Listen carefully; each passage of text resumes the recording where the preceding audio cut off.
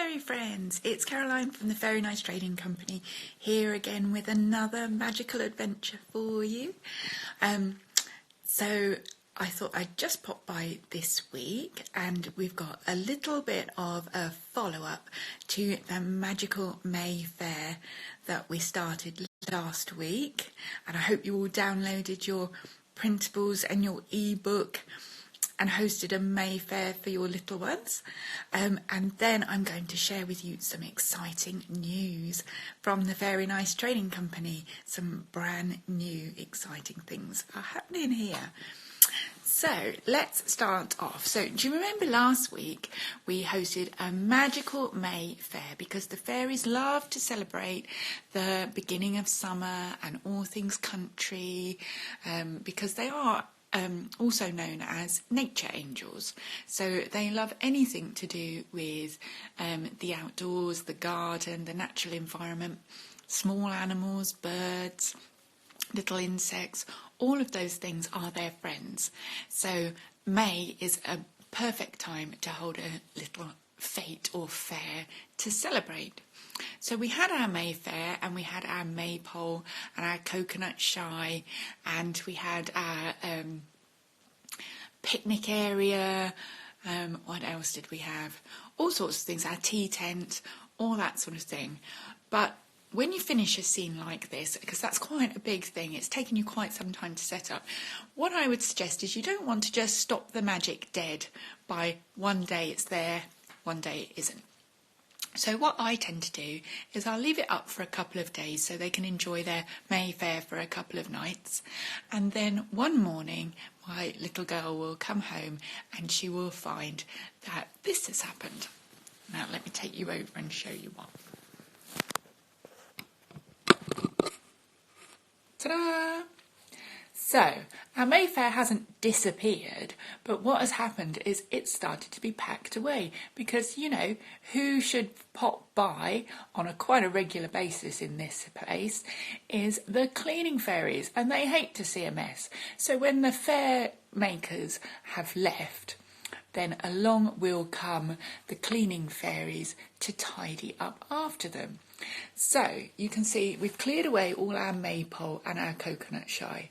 Now the hay bales that we used for the coconut shy, I've just piled 3 of them here by the door as if they've been piled ready to be taken away on the fairy cart for another use.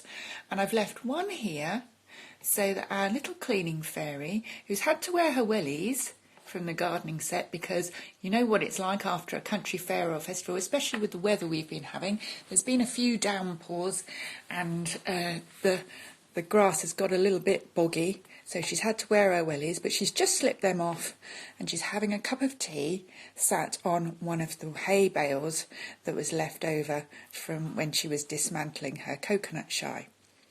Now, what else are you going to do? Instead of taking all the signs away, I've taken them off and from around because we had them up here and down here. I've just stood them up here, piled up, as if they're all ready to pop away for the next time we host a fete or a fair. Now, barring the one that says a May Fair that goes across the top, you can use these throughout the summer. So I don't know whether you enjoy the family festivals or camping festivals with a bit of music, or country fetes with your children, or the school fair.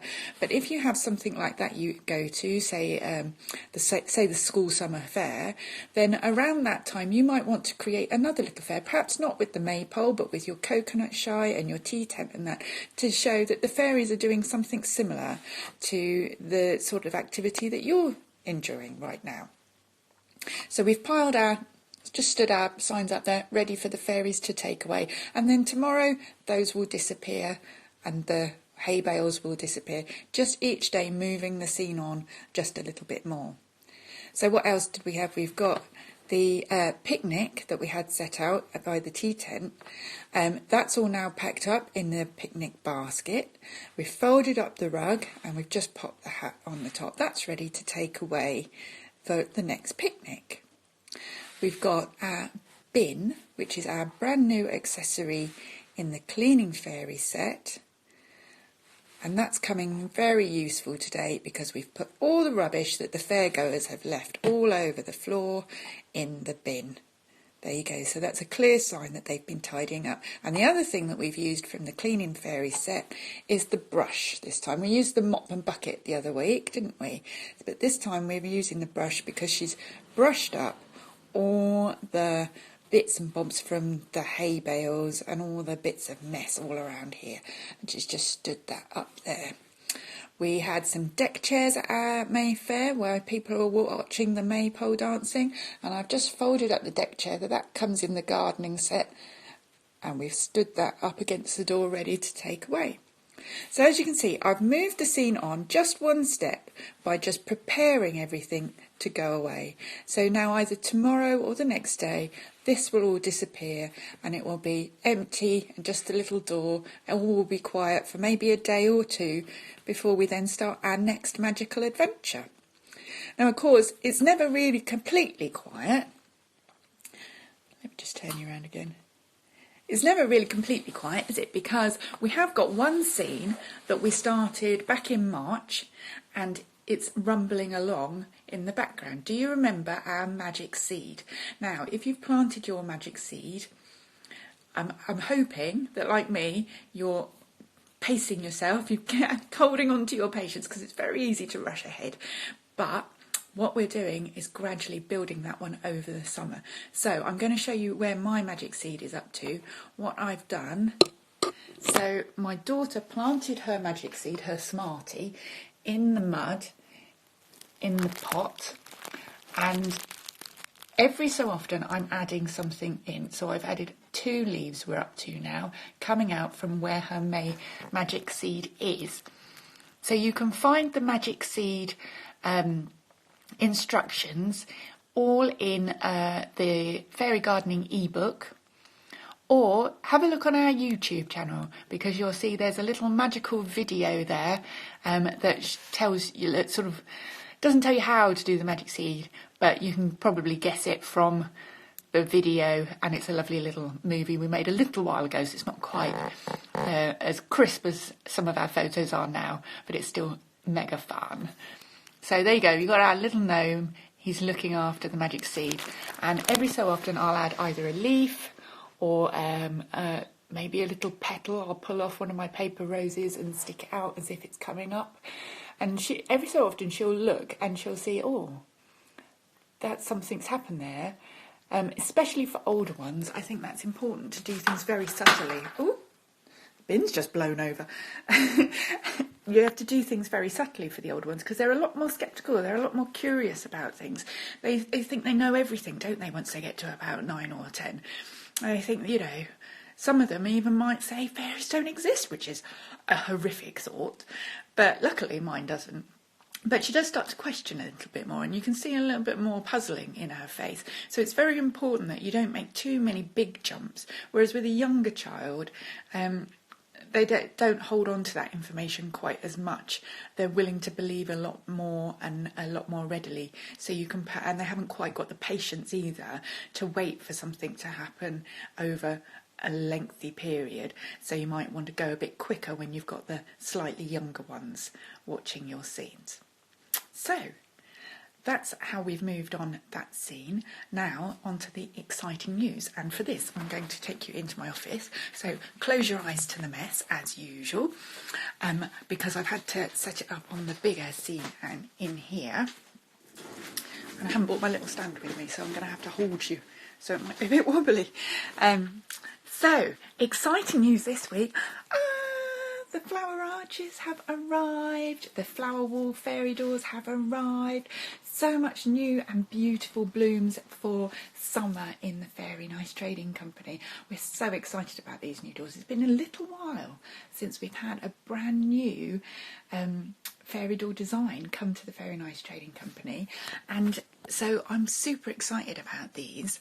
I just was loving everywhere seeing these beautiful flower walls, and a lot of bloggers and Instagrammers are now using flowers in their photo, and it's so in tune with the vibe of the Fairy Nice Trading Company and our fairy friends that I thought it would be silly not to do something based on that. And we've had flowered fairy doors for some time. In fact, our very first fairy door had a flower roses growing all around it. I think you'll remember the lilac fairy door, rose fairy door. But these fairy doors have taken it one step further. So I'm going to turn you around, stop me rabbiting, and show you. Here we go. So you saw in the Mayfair scene, I was using the first of one, the sunflower fairy door in green, and these are our two flower wall fairy doors. Now we've got one in pink, in our candy pink here, and one in the beautiful purple here that everyone loves. You can see, if I come in a bit closer, each one has got an absolute abundance of flowers and roses up there above their door frame. There's the pink, and you can see the purple. The purple's got just ever such a slight touch of grey in there as well, because that is super popular in many homes at the moment, and people have asked me about grey doors, which I'm a little bit hesitant because they're so... I don't want to be... it all to go a bit dark, but I think we've just put a little accent of grey in there to have a nod towards those lovely, pretty silvery grey rooms I'm seeing a lot of at the moment. Now, each of these fairy doors also has a matching flower arch for their fairy garden that you can also get to go with it. And these are beautiful white metal trellises that we've decorated, hand finished here, with all these beautiful roses around. No two are going to be the same because each one, as I say, is hand finished, but they will all be basically along these lines with this amount of flowers. We've got some little leaves in there, and some roses. So the pink one has roses coming down, and then let's show you the purple one. Oh, the purple one has the big beautiful blooms. They're like dahlias. I'm not quite sure what they are, but they're like dahlias really, aren't they? Over the top there. You can see that?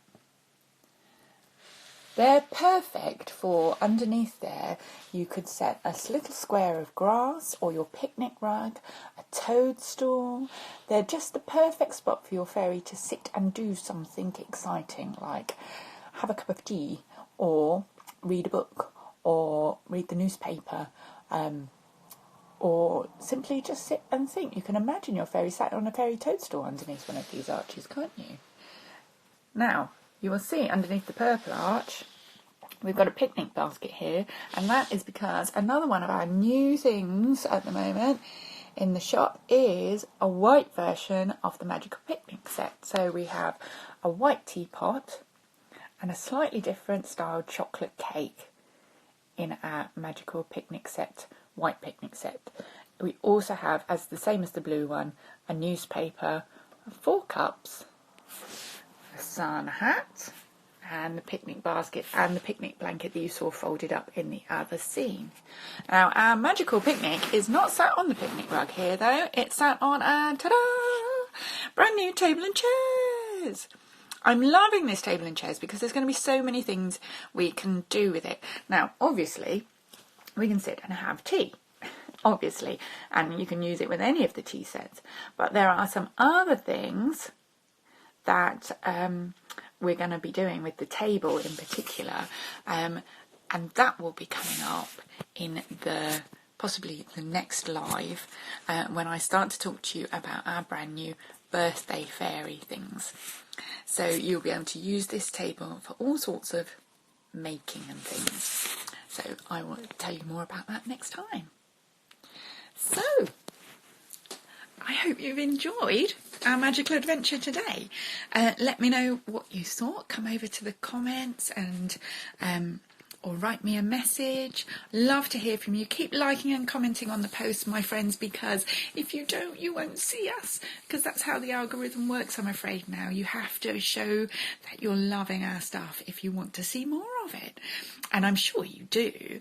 So remember, like and comment always. You can always ask me anything in the comments about how to, you know, set up a particular fairy door scene, or how to convince your little one about a particular thing they're asking. If they've got any questions about fairyland and you're not quite sure how to answer them, you can ask me. That's fine. I don't mind. I never mind talking about fairies. So enjoy your magical adventures. Move your Mayfair scene on a step, and you can send me your pictures if you like. I would love to see them. Pop them in your story and tag me, and then I can take a look. And I will see you next week, and when we will be talking about magical birthdays and the birthday fairy, who is one of our most favourite visitors to the fairy door, and usually the biggest reason why people purchase a fairy door as well is for a magical birthday, because what better way to celebrate a magical milestone than having someone enchanting visit you? Hey, so that's next week. Until then, I'm going to send you the fondest fairy blessings. Thank you so much to everyone that's joined me, and a big hello. If I haven't had a chance to wave to you, it's quite difficult for me to coordinate clicking buttons and talking. I'm not that